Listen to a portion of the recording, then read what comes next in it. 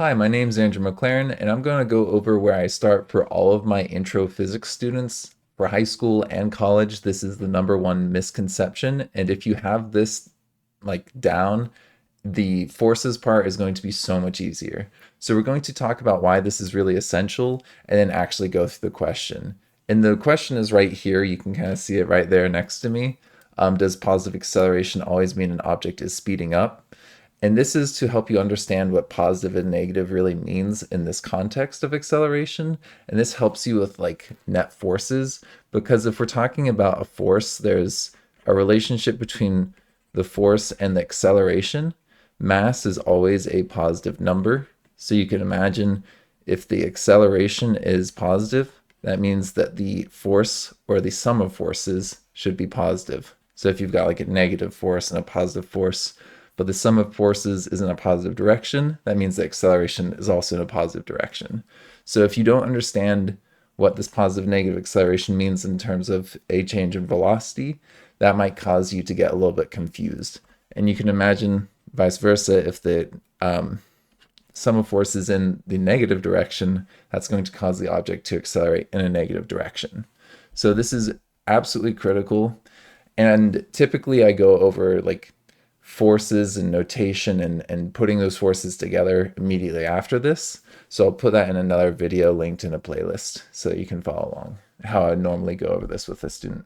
So what I've found is that a little table or way of organizing this information helps people relate and understand all these different terms.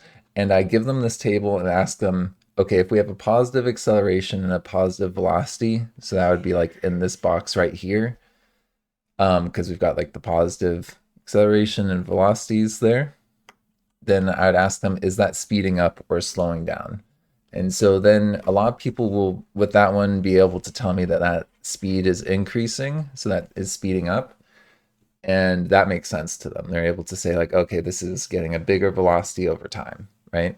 But then trying to understand these other ones, it gets a little bit harder, because if you ask someone, okay, if you have a negative velocity and a negative acceleration, is that speeding up or slowing down? And usually that's where I go next after this, and people sometimes are able to answer that, but then they're like, I'm not sure exactly how to say this. So in this case, the speed is also increasing, because the velocity, it's negative, because then it's becoming more negative with a negative acceleration.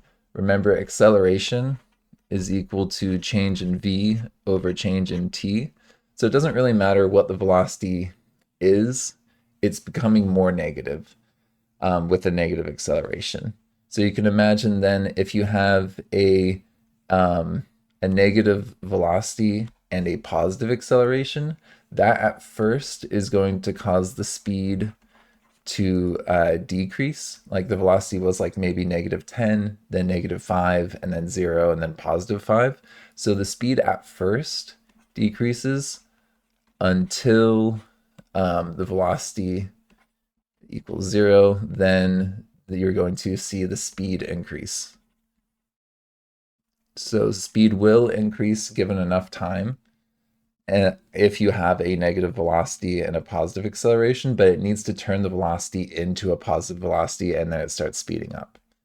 And then for all of these, I also have them try and think of an example of this. So I'll try and give you an example of that in just a second. So then at the positive velocity and negative acceleration, this, you can think of that speed is decreasing until the velocity equals 0. And then you're going to see a speed that increases over time. So if I think about this, you could think about like an example of each of these. So the speed increasing, this is like maybe a car accelerates from rest. So maybe it was starting with a v of 0, but then the positive velocity causes it to have a more positive velocity with a positive acceleration, right? And then you can think about maybe the negative velocity and negative acceleration. This is a ball being dropped, or a ball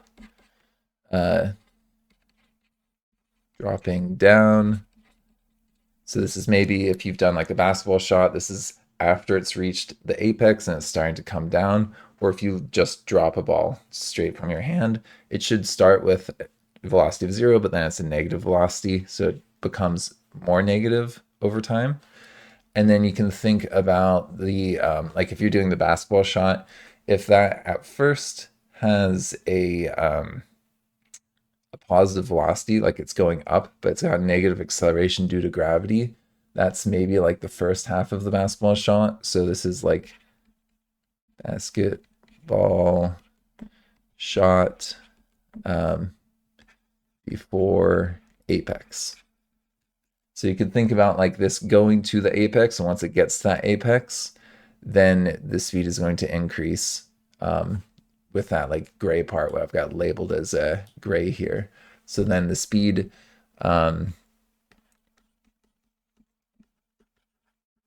that's going to increase as it drops down. And then you can think about for this last one where we've got a negative velocity but a positive acceleration. This is maybe some object that's falling down, but then there's a lot of lift in the air. So there might be like a lot of like a hot spot of the air making it go up, or maybe there was an object going to the left, but it's getting a positive acceleration, something pulling it in the other direction. So that one's harder to visualize, but remember these coordinate systems, we set them up. So we could have like the right normally is considered positive, and the left is normally considered negative. So I've got that kind of set up here. And then we've got our up is normally positive and down is normally negative. But we could easily set this up so that it's the other way around. Remember, you set up your coordinate system in the positive negative direction to make the problem easier or workable in a lot of these scenarios. So it doesn't have to be to the right in the diagram, but that is the convention of normally writing these. If a student is able to give me some sort of example of this stuff, that usually helps them a lot with this. But the final, like the icing on the cake or whatever, is asking them to be able to do a velocity and time graph for these various scenarios. So asking them, okay, what might this look like? Now there's a couple different things that you could draw for each one of those 4 scenarios, but that's a really useful way of gauging, does the student really understand this? So if we start with our positive velocity and positive acceleration, that's pretty easy right here, where it's like, it might be something kind of like this, and you can see that it's speeding up, like it's getting a bigger velocity over time, which maybe it's starting at the origin. It could also be, should be a curved line because they're speeding up with the position time graph. Could also be like starting higher up or even starting lower down. But as long as it curves up, that's showing positive acceleration on our position time graph. But it should be a nice flat line if it's a constant rate of acceleration, our velocity time graph. So then once we've done that, they can usually be able to do the flip side of that when it's like, okay, you've got a negative velocity and a negative acceleration. So that's some object that's speeding up. So it's kind of like this, but it does not look like that because that's starting with a positive velocity. This is starting with a negative velocity, so it's getting a bigger magnitude in the speeding up scenario. And then you could imagine that that's something that where it's curving down. It could be starting at any position that isn't really relevant for what we're talking about right now. I am going to just put 2 of them in there just to help it be a little bit cleaner in our final graph. But then we've got these other 2 scenarios where it's like, okay, maybe this object was going down, but it's got a positive rate of acceleration. So that's going to be something like it was going down, so it had a negative velocity, but it's got a positive slope here. So it was going downward, maybe some amount, and then it's going to then be going up. Like it's eventually getting to a positive velocity. Actually, let me just redraw that because this should be kind of flipping. It speeds it up after right here. So that should line up with like right here. So we could have this thing where it's like, oh, this was going in a negative direction, but now it's going in a positive direction. So you could draw that second part kind of like in the speed up Oh, now this is speeding up, and it looks a lot like um, the purple, right? Because it's basically the same sort of scenario there. Then if we have the object slowing down because it's got a positive velocity and negative acceleration, this could be something where it was going up, and then, I mean, it could be something kind of like that as well. But this was, it had a positive velocity, but then at some point that positive velocity became negative because of the negative acceleration. So that change in velocity was going down always, even if it was positive or negative at first. So this is going to be maybe like, yeah, I had that in gray. So after this object is speeding up, but it at first had a positive velocity. So if we go back to here, get that like there maybe. So it's like kind of going up, but it curves downward, and it's still got that same curvature to it because it's still got that same acceleration. So this is like speeding up, but in a negative direction. So it's becoming a more negative velocity. Even through in the initial part, it was becoming a more negative velocity. So you could say like maybe this like at first the v naught or the at time zero was maybe that was 10 meters per second.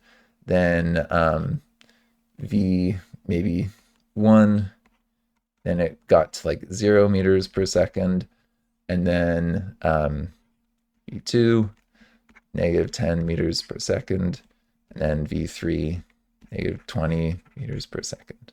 So it could be something like that where it's becoming an even more negative value over time. So it is speeding up because it's falling down faster. But that's how I like to think about it and relate all these different scenarios. So that's kind of what I would do with a student. This is a similar shortened version that I did with one student, just so you can see that that is what it looked like when we did our discussion, and we were just verbally checking in about those examples. So yeah, that is essential, absolutely essential that you're understanding this stuff. It may seem like this is more than what you need, but if you're going to be talking about sum of forces and how that relates to the acceleration, you need to know what's going on with the velocity as well in these scenarios to be able to combine all the parts correctly and mathematically sound. Okay? Thank you for joining me. Thank you for McLearning with me. Before you go, please check out the following services that I offer with my business. So if you click the link in my videos, this goes to my website. I might be changing it from Podia because I'm no longer doing the interactive videos for sale. I might put those up for free. But most of my other services are linked here. So you can see that I've got like a Teachers Pay Teachers and a Wyzant. The Teachers Pay Teachers has a lot of my assessments that I have for like the NGSS, as well as lessons that I made when I was actually a teacher in the classroom. So I've got quite a few things like CERs and other things on there. If you want to get one-on-one live support from me, either like with science or like working on like teaching support lessons and that kind of stuff, you can sign up through Wyzant. I have a link to there where you can contact me there, and we can schedule hourly appointments. And I've got a few other things on here like a Facebook page and other social media. And if you're interested in getting professional development with me for like a team of teachers, a whole page with information on that. So yeah, feel free to check that out. Thank you.